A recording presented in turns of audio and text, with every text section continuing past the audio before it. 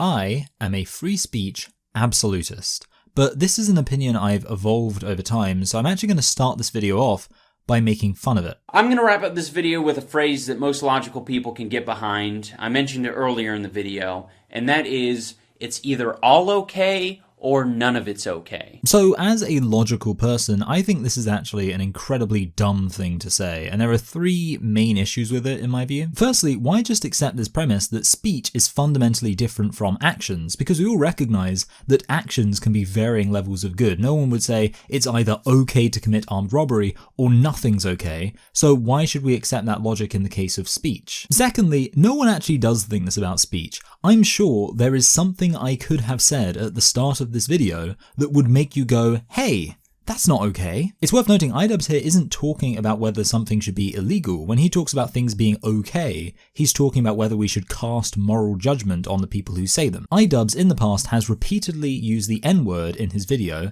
and many people have said that's not okay, to which he is here responding by saying, hey, if you don't think that's okay, then nothing's okay. Is anyone actually going to say that if they heard the most disgustingly offensive, morally repugnant thing that anyone could ever say, that they genuinely think, well, I can't have a problem with that because if I had a problem with them saying that, I'd have to have a problem with anyone saying anything. You know, the other day my friend told me he was feeling a little under the weather. He had a sore throat or something, and I was okay, I was fine with him telling me that. So it would be really annoying if he then messaged me something obscenely abusive and offensive, and I was left thinking, well, I can't have a problem with him saying that because either everything he said is okay or nothing is. And even if you did want to make this specifically about legality, that still doesn't work because there are laws which say certain things are okay to say in contrast to other things, and I'd imagine most people actually do support those laws. Imagine if you had children or were with some children who you care about and they were watching CBeebies, which is a children's programming channel in the UK, and suddenly they started playing hardcore pornography. You decide to complain. Clearly, they shouldn't be allowed to do this. They can't be playing hardcore pornography right in the middle of reruns of Teletubbies. So you make the move to complain, but then you stop yourself. After all, you were okay with them playing episodes of Teletubbies. Some episodes at least. Dipsy's knees are all dirty. So now, how can you possibly say it's not okay for them to be playing hardcore pornography, that they shouldn't be allowed to do it? Surely, either it's all okay, or none of it is. The idea that the law can't make judgments about what's okay to say and what isn't in certain contexts is complete nonsense, because we have that all the time. In the UK we have something called the watershed, which basically says that you can't have certain amounts of violence and sexuality and inappropriate language on TV before 9 PM. I could fill up this video with examples of where we're perfectly happy to say some things are okay to say and other things aren't, even to the point of believing those prescriptions should be enforced by law. I imagine you can think of many examples yourself. And even iDubbbz has now admitted that was a stupid thing to say and has, to his credit, since repudiated that statement. I said either it's all okay or none of it's okay. And that's just so dangerous and stupid. He did this for more moralistic reasons, but I do think the main reason to be against such a statement is because it's so obviously stupid and no one actually believes it. Although iDubbbz wasn't the first person to say this, it comes from an episode of South Park where Kyle says, if you don't show Muhammad, then you've made a distinction between what is okay to poke fun at and what isn't.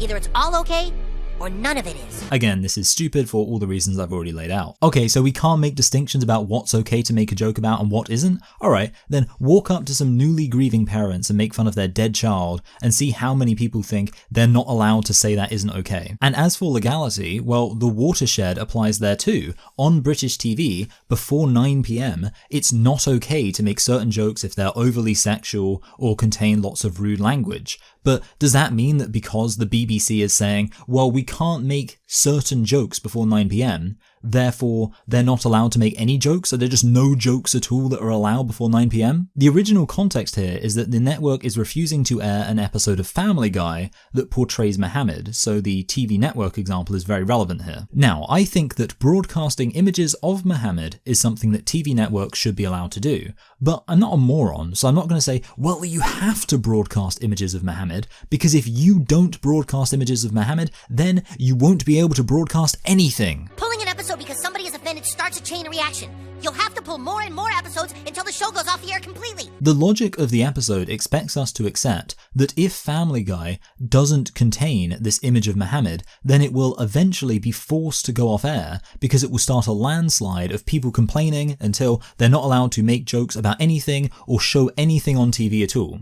Except, famously, Comedy Central refused to air the image of Muhammad when they broadcast the South Park episode. The hilariously meta thing about doing this is that Comedy Central kind of dunked on the South Park creators. After all, they didn't show the image of Muhammad, they refused to, and yet South Park is still on the air over a decade later. Almost as if it's super easy for anyone to make a distinction about what is and isn't acceptable, and that in doing that they're not taking the first step down a slippery slope that will inexorably lead to everything becoming illegal to show on TV. Side note, people always say that South Park satirizes both sides, but it really doesn't, like, ever. For example, in this case, the two sides they're satirizing are Kyle, who thinks that they should show the image of Muhammad because otherwise, like I kind of already said, Family Guy will just not be allowed to show anything and it will eventually go off the air, and Cartman, who agrees with Kyle on every single thing. The only difference is he thinks that Family Guy should go off the air because he hates it. All it takes to kill a show forever is get one episode pulled. If we convince the network to pull this episode for the sake of Muslims, then the Catholics can demand a show they don't like get pulled. And then people with disabilities can demand another show get pulled.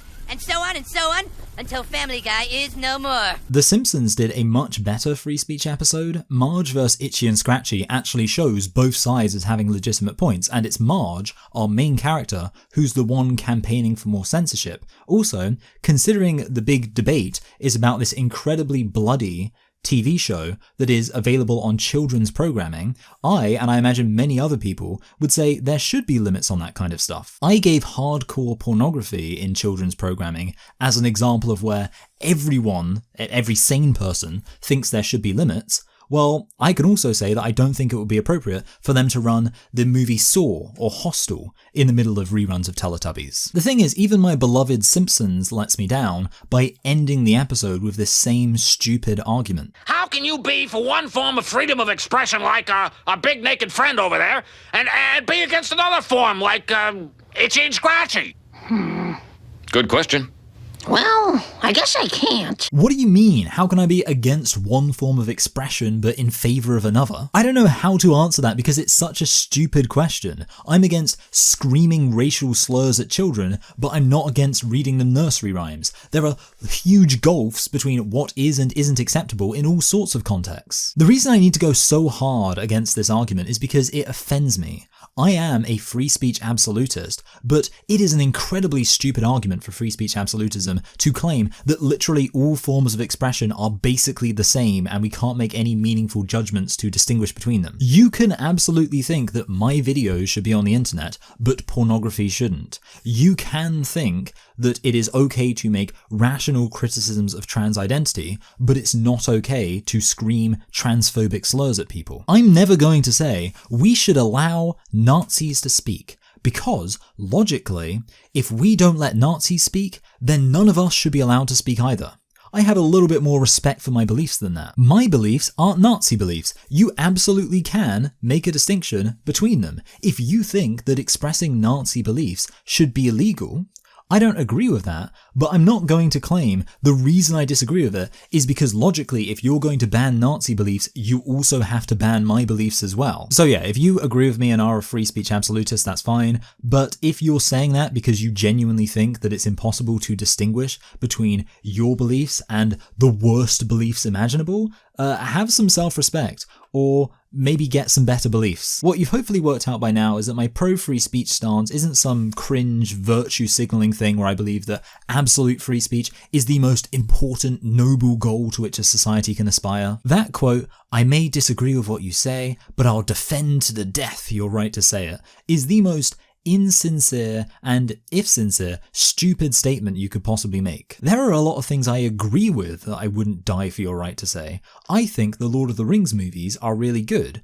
If you think the Lord of the Rings movies are really good too, then we agree. But if it suddenly became illegal to like the Lord of the Rings movies and express that, my advice would be stop saying they're good. And if you do decide to say they're good, I'm not going to die over that. I wouldn't die for the right of a Nazi to express his opinion. Indeed, I wouldn't necessarily even cast a vote for that. There are political parties in the UK that want to abolish all hate speech laws, which is a policy I agree with. But because I disagree with them on some other policies, I don't see myself ever voting for such a party. Point is, I'm in a very unique camp. I am a 100% free speech absolutist, but I don't go in for all the disingenuous virtue signaling rhetoric that you tend to see from people who espouse the virtues of free speech. So why do I espouse free speech absolutism? And more to the point, what do I mean in saying free speech absolutism? Well, first of all, for example, it means we should get rid of all hate speech laws. But I think where I go a lot harder than a lot of people is that I think free speech should extend to allowing for calling for the deaths of specific individuals or demographics. And obviously it goes without saying that anything less extreme than that would also be covered as free speech. And for me, that's the big distinguishing question that I would say defines free speech absolutism. If you're absolute about it, do you think that that should extend even to people being allowed to say that certain groups or individuals should, be dead? And there's one simple reason why I support this, which is if someone genuinely thinks that part of their politics is that someone should be dead, I want to know that. Recently, I was watching a debate around multiculturalism in the UK in light of the recent riots that happened, and someone was asked, do you support those riots or do you condemn them? And that person responded saying, well, that's kind of a pointless question to ask me because it's illegal to say that you support the riots. People have been arrested for saying that they support the riots, so there's only one answer I can legally give. That's why I think free speech absolutism is necessary. There are really interesting discussions we should be having, discussions that relate quite closely to violence and death. But what's the point in having those discussions if there's only one opinion that people are legally allowed to have? For example, in a lot of countries it is illegal to deny that certain crimes against humanity occurred. In the UK it is de facto illegal because we have laws prohibiting expressing certain grossly offensive beliefs, and denying that a crime against humanity occurred is considered grossly offensive. But at that point, why even talk about that aspect of history? Why have conversations about it? We have memorial days and monuments to certain crimes against humanity, but what's the point in making a big deal out of everyone having the only opinion they're legally allowed to have? I'm personally not interested in talking about any issue or any event where you're only legally allowed to have one opinion on it. Because at that point, all I'm saying is, hey guys, you know the only thing I'm legally allowed to believe? Well, that's what I believe. If somebody genuinely, earnestly believes that it is the right thing to unalive a whole bunch of people, I think they should be allowed to say that. The thing is, if you're saying that somebody shouldn't be allowed to say that, then what you're essentially doing is saying to me that if I'm talking to someone who believes that, then I'm not allowed to know that. And I want to know that. Genuinely, I have had really heated, really interesting discussions with people that have got down to the proper, fundamental, axiomatic bedrock of their ethics, and has reached a point where I'm asking questions about their fundamental beliefs about the value of human life. And when I've explored certain examples, I've realized, hold on a minute, I can't have this conversation anymore because it's now reached a point where I'm asking them if they have an illegal opinion. And there's no point me asking that question because there's only one answer they're legally allowed to give. Fundamentally, when the state says there's certain opinions people aren't legally allowed to express, what they're saying is there's certain questions I'm not legally allowed to ask. I mean, I could ask, but what would be the point when the most obvious way they would respond is to say, well, that's a stupid question because there's only one answer I'm legally allowed to give you. And all of this absurdity is going to become even more obvious as I get into the nuances of some of these questions, because up until this point, I imagine I've been giving the impression that these are beliefs that I think other people should be allowed to have, but that I myself am not even close to believing. And while that's generally true, there are some things that I might want to say that could risk falling foul of these laws. Maybe. Possibly, in Minecraft. I think just to make it clear how annoying this actually is, I'm going to spend the rest of the video not making it entirely clear what I actually think. I don't agree with this, but maybe I do. Kind of playing around with the legality of it, like, oh yeah, I think this in Minecraft. Just so you can understand my pain of being someone who likes to talk about difficult issues, but not functionally being legally allowed to actually ask people for a straight answer on what they think. See, some people might say that there are certain people in positions of power who should be unalived. And they might argue, I wouldn't, Maybe I would, for a joke, as a meme, for fun, in Minecraft, but I wouldn't actually say it. They might say that right now we have a system where many people die. There are millions of needless deaths every single month, maybe even every single week, that come from this system we have that kills people. And as such, the people who are beneficiaries of that system, who are actively allowing that system to continue every single day, they're making a conscious choice to do that those people are complicit in, and as such, the committers of mass murder. And you might say, well, if there's one crime that should actually carry with it the death penalty, it would be mass murder. And as such, someone might say, I think there's such and such person who's in a position of power, and that person should be killed. They should be shot, dead, by someone, and they shouldn't be alive anymore. And that would be a good thing if it happened. Now, again, I wouldn't say that, obviously. That would be crazy of me to say, so I would only say it as a hilarious goof. But you could imagine someone might say that. They might have such strong criticisms of the system that we live under that they'd say, this certain person who's really active in continuing the system and should know better and is letting millions of people die anyway, that stuff should happen to them.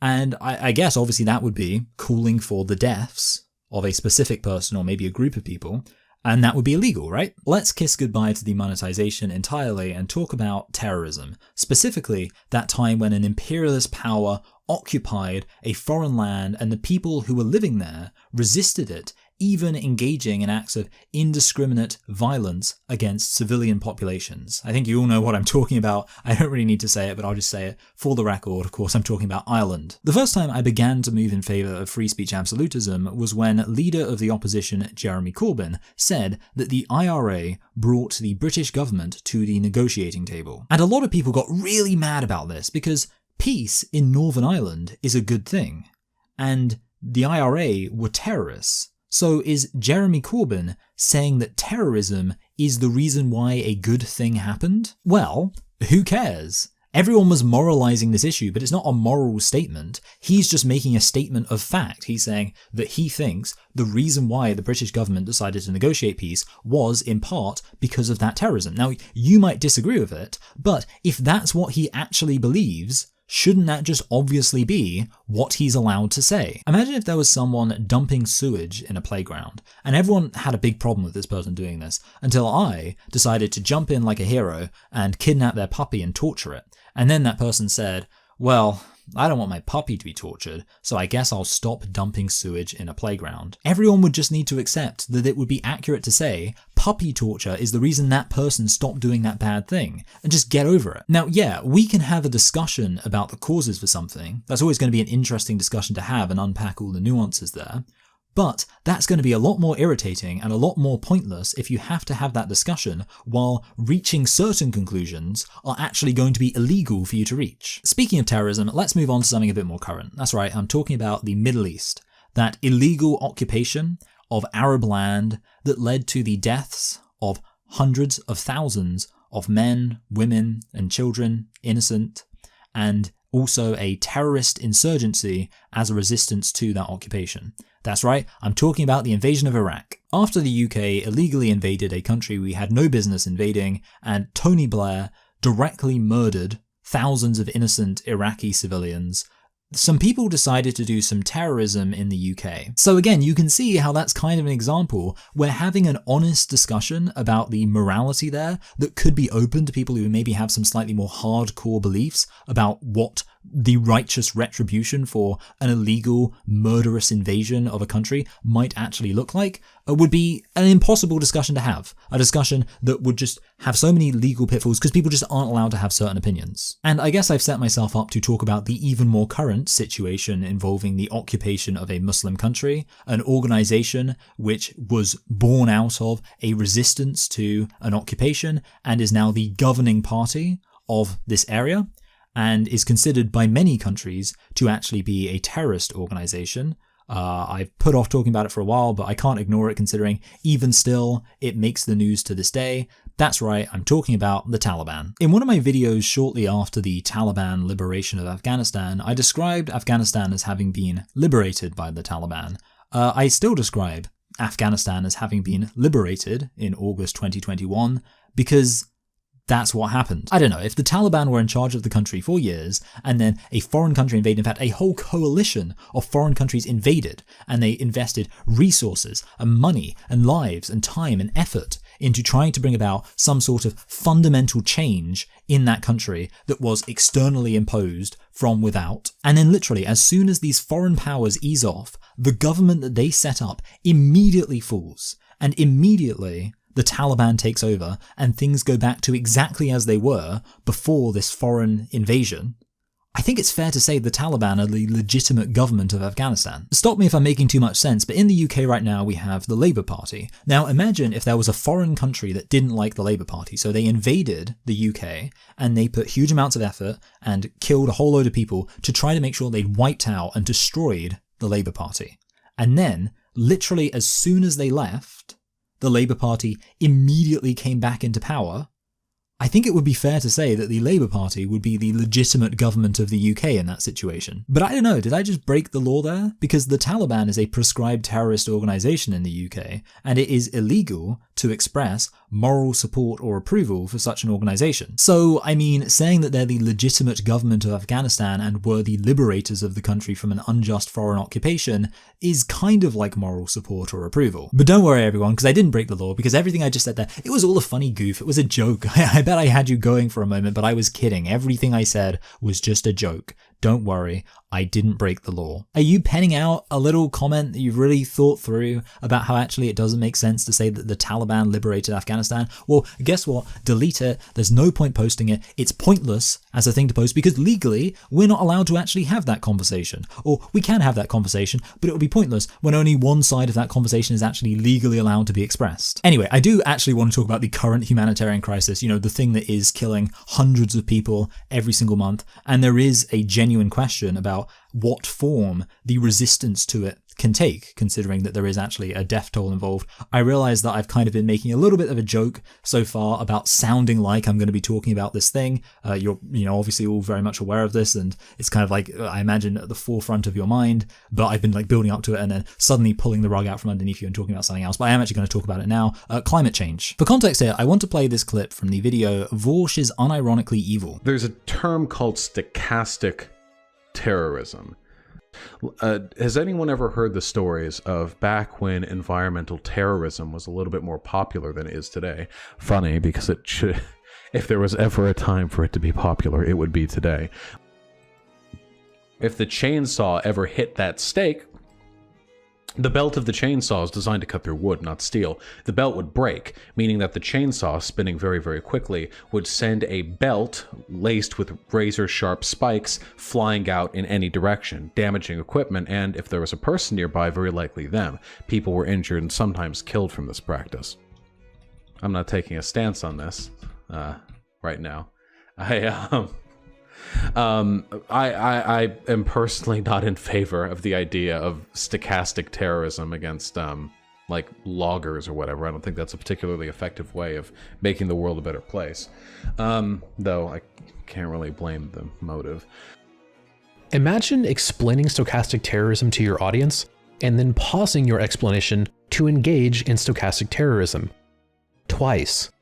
Vorsh both implicitly and explicitly endorses environmental terrorism here. Sorry, I didn't realize the title of that video was actually Vorsh is unironically based. Again, that statement is legally required to be a joke. Look, by unanimous judgment, I have defeated Vorsh in a debate before with facts and logic. I'm perfectly fine to see him be dunked on, but honestly, I think this just demonstrates how stupid this criticism is. Of course, if you're going to talk about eco-terrorism, it's impossible not to mention that if we genuinely are in the middle of a humanitarian crisis where potentially millions of people could die, maybe a little bit of terrorism would be justified. I mean, I wouldn't mention that. I mean, I would say it as a joke, because obviously that statement was legally required to be a joke. It also was, like, I sincerely did mean that as a joke. I wasn't actually saying it seriously. But at the same time as it genuinely being a joke, it also was something that was legally required to be a joke as well. Look, I don't care whether this climate catastrophizing is actually a real concern or not. It doesn't really bother me. But what does matter is there are people, even very smart people, who think that this is genuinely a climate emergency where millions of lives are on the line. So that's premise 1. If premise 2 is that sometimes political violence can be justified if it means saving millions of lives down the line, then we just did a supporting terrorism. Now, you can disagree with both those premises, but I think everyone should be able to agree that both those premises are interesting and worth being allowed to talk about. Are we actually in the middle of a climate emergency where millions of lives are on the line? I don't know. I'm not a climate scientist. Can political violence sometimes be justified if millions of lives are on the line? That's certainly a legitimate question to be asking. I mean, are we seriously going to pretend no one's ever argued that the ends justify the means? The issue is, if you take these two premises that are interesting to discuss and you put them together, you now have a conversation that's illegal to have.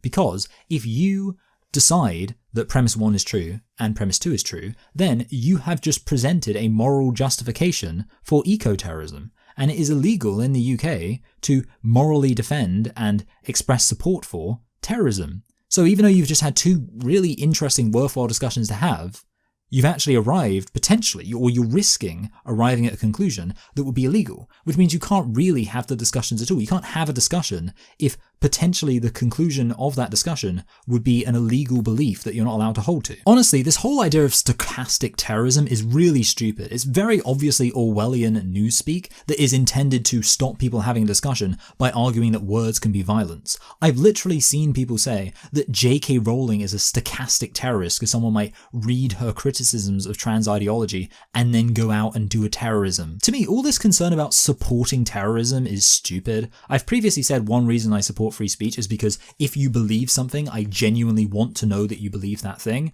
But in the case of terrorism, I really don't care. I don't care if you support terrorism, just don't do it. And don't think, by the way, I haven't seen some of you on Twitter acting all anti-establishment and pro-free speech, then on a dime you whip out, "You're supporting a prescribed terrorist organisation and that's illegal," when someone disagrees with you on Palestine. Don't think I haven't clocked you hypocrites who are complaining about the woke mob using the state to silence you, and then the next thing you know you're like, "Well, the government says that the group you support is a prescribed terrorist organisation and you're not legally allowed to support them, so you need to stop having this illegal belief, stop it." I can honestly say I don't give a crap what the government prescribes, and I'm not going to suddenly start pretending to care just so I can win an argument. It is pretty sad that I'm saying I don't even want to have a discussion if the person I'm talking to can't legally express their full opinion. Meanwhile, there are other people out there who are so gung-ho about having that discussion that they will literally use the fact the other person can't express their opinion in order to claim victory. If you believe something and you have a reason for believing that means you sincerely believe it, whatever your belief is, I want to talk about that, because what I care about is right and wrong. Is what you're saying correct or isn't it? And if in having that deep discussion, we end up arriving at, or maybe even start at, a position that would be considered really offensive to a lot of people, I still want to have that discussion. I don't want to say, just because the discussion is offensive, that we need the state to step in and say functionally that we're not allowed to have that conversation anymore because the side you're expressing could be illegal. I'll stress, by the way, that I'm not a free speech absolutist for any utilitarian reasons. Some people advocate for free speech absolutism because it means that we can root out any bad ideas and then destroy them in the free marketplace of ideas. I don't necessarily believe that. It's possible that someone might say, I think all left-handed people should die. And the consequence of free speech absolutism isn't that they express that opinion and then everyone argues why they're wrong and they end up changing their mind. Maybe it would just be that they keep believing that and they keep being allowed to say that and nothing changes. For me, my support for free speech is axiomatic. I don't support it because I believe it could lead to some other positives for society. It's possible it could lead to unimaginably horrendous outcomes for society, but I'd still support it. I think people being free to express their opinion is intrinsically good. My support is not conditional on some extrinsic benefit I imagine might arise. I think freedom to express your beliefs is benefit enough. There's this comic you may have seen about Karl Popper's paradox of tolerance. Should a tolerant society tolerate intolerance? The answer is no. It's a paradox, but unlimited tolerance can lead to the extinction of tolerance. When we extend tolerance to those who are openly intolerant, the tolerant ones end up being destroyed, and tolerance with it. Any movement that preaches intolerance and persecution must be outside of the law. As paradoxical as it may seem, defending tolerance requires to not tolerate the intolerant. I have a few big beefs with this comic. The first is that it's doing what a lot of stupid people do, which is present it as if just because this academic said this thing, therefore it's right. And that's a shame because this argument is actually really stupid. Side note, I actually own the book in which this argument is made. I got it when I was at university and I was like, oh, I'll read that at some point. And then I just never got around to it. I just never had the time. There was always something else higher up on my reading list. And thus it probably remains the most impressively humongous looking book on my bookshelf that I've never actually read. This actually would be a really good time for me to make a somewhat belated mention of my Patreon because, of course, being able to read a lot of books and dedicate the significant amount of time it takes to do that is something I'm much more able to do and is much more financially viable when I have a large number of people giving on Patreon, basically making it so I'm getting a living wage and can spend a whole load of time reading. So I'll say a huge thank you to those who contribute and help to make that slightly more possible. You're all very much appreciated. But yeah, until I am earning basically a full-time living wage from making these videos, I'm unlikely to read a 700-page book just to respond to one comic. The stupid thing about the argument as presented in this comic is that it doesn't seem to understand what a paradox is, because paradoxes don't really have solutions. Like, yeah, sure, if you tolerate intolerance, that could lead to the extinction of tolerance. But also, if you don't tolerate intolerance, then that definitionally leads to the extinction of tolerance, because you are now not tolerating something. Like, let's actually think about this again. Should a tolerant society tolerate intolerance? It's not a matter of should. By definition, a tolerant society has to tolerate intolerance, otherwise it's not tolerating something and therefore would not be tolerant. It's a paradox, but unlimited tolerance can lead to the extinction of tolerance. Well, if you're suggesting conditional limited tolerance as a solution, that also leads to the extinction of tolerance. When we extend tolerance to those who are openly intolerant, the tolerant ones end up being destroyed and tolerance with it. Okay, and if we say that we're not going to tolerate certain people or certain ideas, then tolerance gets destroyed a heck of a lot sooner. Any movement that preaches intolerance and persecution must be outside of the law. Well, you're saying that we should be intolerant of certain ideas, so this is preaching intolerance, therefore according to you, this comic should be outside of the law. As paradoxical as it may seem, defending tolerance requires to not tolerate the intolerant. It doesn't just seem paradoxical, it is paradoxical. Saying you're going to defend tolerance by not tolerating something makes no sense. Also, if you need to be intolerant of intolerance, then you have to be intolerant of that intolerance, and then you have to be intolerant of that intolerance, and intolerant of that intolerance, until eventually you explode because you created an infinite loop. So yeah, I think this whole paradox of tolerance thing is dumb,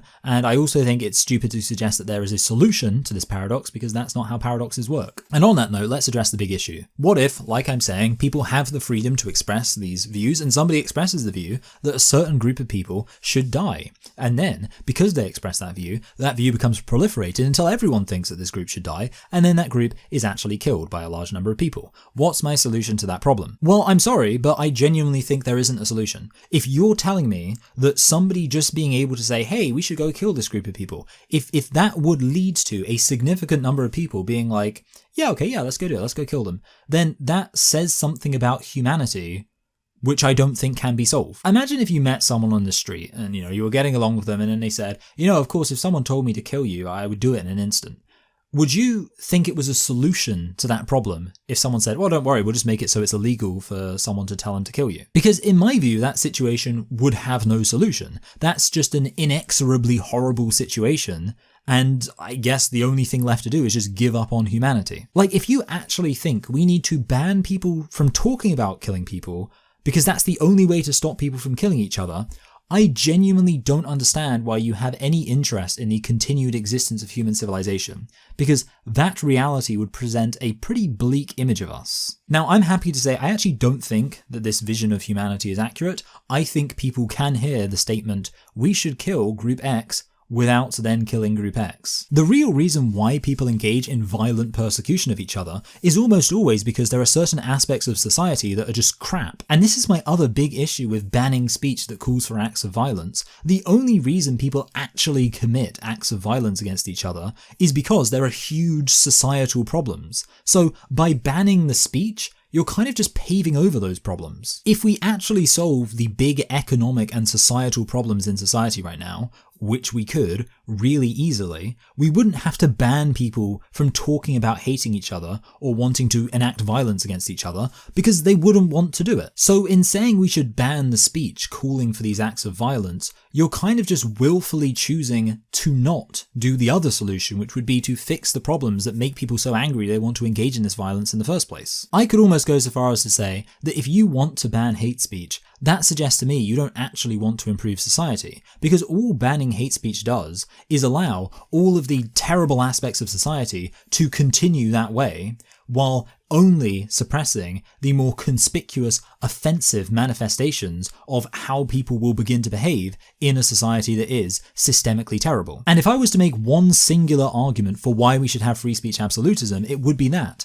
in allowing people to express the most violent, hateful anger you could possibly imagine, we have every incentive to make sure we immediately redress the reasons why people feel that anger, instead of just making that anger illegal. Also, one other reason why I support free speech absolutism is because if you're going to murder someone just because someone else told you to, you are a terrible person who deserves to spend forever in prison. So if we let people call for violence, then it will bring all those violent people out of the woodwork and then we can arrest them. I think people need to take responsibility for their own actions. If you commit an act of discriminatory violence, you're the one who did that. You should face the consequences, not the person who told you to do it, not the person who mentioned or supported discriminatory violence. Now, some people might say, well, the person who called for the violence needs to face some responsibility and some accountability. But I would say, no, because if you argue that, then what you are doing is diminishing the reality that the only reason, the singular reason why the violence happened is because somebody went out and committed the act of violence. If that person didn't do that, the violence didn't happen. I think there is such a massive difference between saying we should do something bad and actually doing the bad thing that that's another reason why speech shouldn't be illegal. Let's suppose somebody gets 15 years in prison for a violent, discriminatory assault that they commit against somebody. If the person who calls for and says that violently assaulting people in a discriminatory way or for discriminatory reasons is a good thing, if they get 0 years in prison, no criminal punishment at all, that makes it absolutely crystal clear that there is a massive difference between saying things, saying bad things, and doing bad things. And I think that's a very important difference to make clear. But if you think that the person who advocated for the assault should get 5 years, then what you're basically saying is that violently assaulting someone is only like twice as bad as talking about how it would be good to violently assault people, which I think is absurd, considering that hearing somebody talk about how it would be good to violently assault someone is infinitely less painful and less disturbing and less horrible than actually being violently physically assaulted. This may shock you, but I've had people threaten to kill me before. I've also had people say I should kill myself, and as the broad group of people often described as transphobes, I've been subject to all sorts of violent threats and rhetoric from trans activists. And you know what?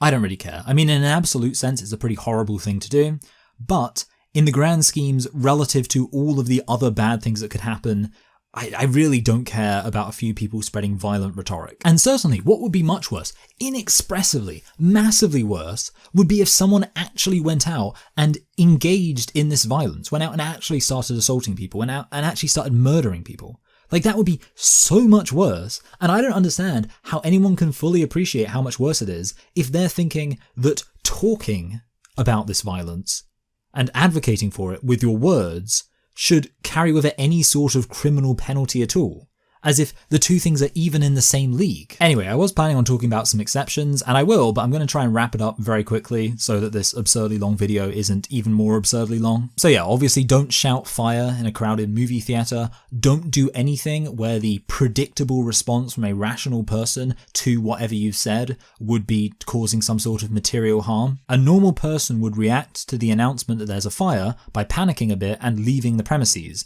Not only could that potentially cause physical harm, but it would certainly cause financial harm to the theatre. Conversely, as I think I've made clear, a normal person wouldn't react to calls of violence by doing any sort of violent action, so that shouldn't be illegal. I think there is maybe a bit of a blurring point. For example, stop that man, he has a gun, is a situation where you are calling for violence, and that you're probably calling for someone to tackle that person, or maybe even shoot them, but also a situation where a normal person might react to that call of violence by actually doing the violent thing. Good thing is I started this video off by explicitly dismissing the it's all or nothing argument, so yeah, there are blur cases where we'll have to make this distinction, and I never claimed there was a problem with that. Obviously, words that are actions would also be illegal. For example, a wedding officiator saying, "I now pronounce you man and wife," when he's joining a polygamous union would be illegal because he is sanctioning a polygamous marriage, and that's illegal. I assume most people understand this idea that words themselves can be actions. There are situations where someone in saying something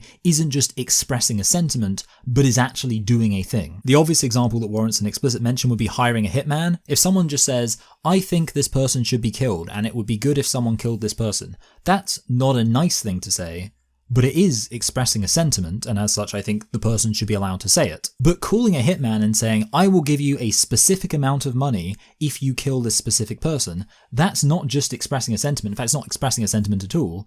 It's doing an action. It's doing the action of hiring a hitman. Also, certain organizations that are defined by their ideology can have the right to discriminate against someone based on what they've said. So for example, a religious organization has the right to kick someone out or fire someone if they express ideas that run contrary to the beliefs of that religion. This isn't even talking about whether or not speech should be made illegal by the state, but rather whether or not the state should protect people's free speech. Generally, I'd say people should have the free speech to say whatever they want and not be fired by an organization. But yeah, obviously, if that organization has an ideological commitment, then they could be fired based on that. So if you work as a bin man or a teacher, you should be able to keep your job even if you post loads of really racist stuff on Twitter.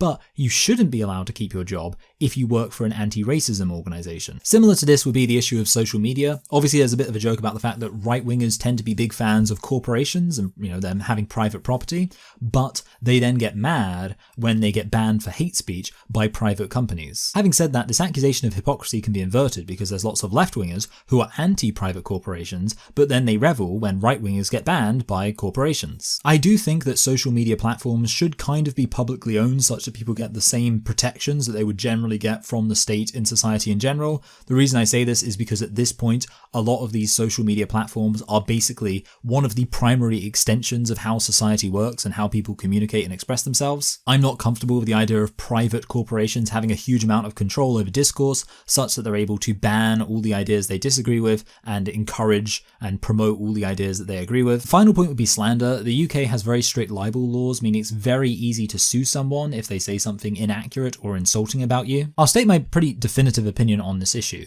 I think anybody should be allowed to say anything if it is likely that that comes from a sincere belief, not born out of willful ignorance. So, for example, a lot of people might sincerely believe that a given person is a fascist, and as long as they sincerely believe that, they should be allowed to say it. The flip side is if someone says, for example, J.K. Rowling said that she supported Hitler. Well, since we know she hasn't actually said that, that person is clearly lying, and there's no argument they could make that they said that because they genuinely believe it, because there's no evidence she said that. But yeah, that's my position. As long as someone can defend that whatever they said is something they genuinely believe, you shouldn't be allowed to sue them for saying it. I also think in this post-ironic age of ours, there needs to be some defense for just saying things that you know aren't true as a joke. For example, if I said, Keir Starmer, the problem with him is that he shoves snooker balls up his butt. Well, I don't actually believe that, I don't think it's true, but also at the same time, I'm clearly not saying it sincerely, I'm clearly saying it as some sort of just absurdist joke. Still, this does leave open the door for a legitimate libel case if someone says something that they know isn't true in a context where sincerity would be expected of them, and there's no chance that they actually believe what they said. Anyway, that's all the exceptions I can be bothered to talk about right now. I will say I was going to go into a whole thing about the fact that I'm just talking about legality here, whereas there is a whole kind of cultural thing with a lot of when people talk about cancel culture, it's not about people being arrested, it's about people being socially ostracized for things that they say. And that is a whole other conversation. When should it be okay? And how would that even work? Because then it's not just a state thing. It's how should we react to what people are saying? And should we cut someone off if they say certain things such that even though it wouldn't be illegal, it would be so stigmatized that you really wouldn't functionally be able to get away with it? That's a whole other discussion. And I don't have any time for it, so unfortunately that's just going to be left on the cutting room floor. Anyway, bye everyone. Thanks for watching. Do all the algorithm stuff, and my throat hurts. I tell you what, I'm so reliably getting sore throats in the middle of November the past few years that genuinely, like, I should actually plan out my schedule so that I do my shortest videos in the middle of November. Because I think what I've ended up doing here is probably one of the longer videos I've done recently, and my throat really hurts. So, just feel sorry for me and say, wow, your commitment to free speech is so powerful that even when your speech was constrained by a sore throat, you still spoke for a solid 2 hours about this issue. Hopefully it'll be less once I've edited it down. Anyway, one of the reasons I did this is because it's actually Thanksgiving, and I was like, well, Americans, they really love their free speech, so I'll do, Thanksgiving, American holiday, so why not do my free speech video then?